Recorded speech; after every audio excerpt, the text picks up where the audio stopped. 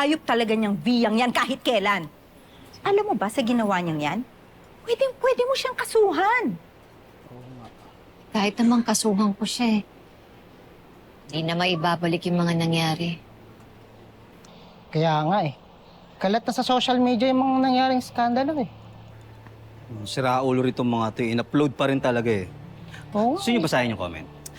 Hindi, kasi Halata lang. Hindi kasi tinan mo grabe sila manghusga eh. O kaya nga gusto mo pang basahin, ha? Dadagdag pa sa stress, ha? Stress lang Nakita sila. mo na nga stress na stress na yung tao?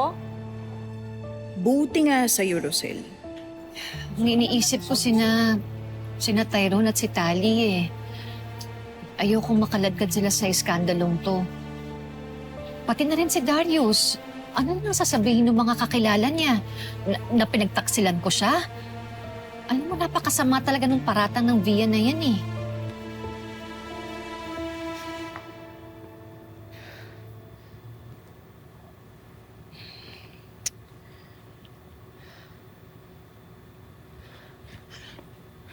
Ano problema mo, ha?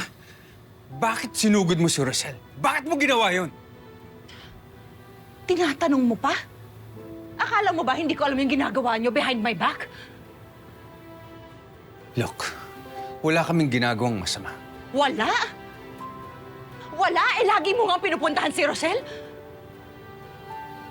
Nakita ko kayo, Chris. Masaya kayo. Feeling ama ka dun sa anak niya. Bakit? Alam mo, umaandar yung pagdududa mo! Wala kaming ginagawang masama. Gumagawa ka lang ng issue eh. Nagawa ako ng issue?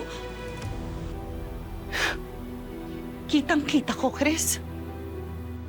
Mas pamilya pa yung turing mo sa kanila kesa sa amin at yun ang hindi ko maintindihan. Kaya masisisi mo ba ako? Ha? Kasalanan ko pa ba? Bakit? Anong klase ka bang asawa? Inamin ko, nagkamali ako dati. Pero inayos ko naman, di ba? God knows, Via. Pinipilit kong mabuo ang pamilyang ito. Alang-alang kay Belle. It seems like it's not working anymore. Alam mo, parang pinatutunayan mo sa akin. It's no longer worth it. Chris, Via, kahit anong gawin ko, di na babalik sa dating pagsasamahan natin. Lagi ka nagdududa. Ako wala na akong maramdaman sa'yo. hell with you! Ikaw ba yung may gana magsabi sa akin ngayon ng ganyan? Tell me! Ano bang gusto mong mangyari, ha? Anong gusto mo? Hindi dapat ako nangarap na mabuo pa ang pamilyang ito. Dapat nakapaghiwalay na ako sa'yo eh. Dapat nakapaghiwalay ako, maghiwalay na tayo! Pwede maghiwalay na tayo, Via!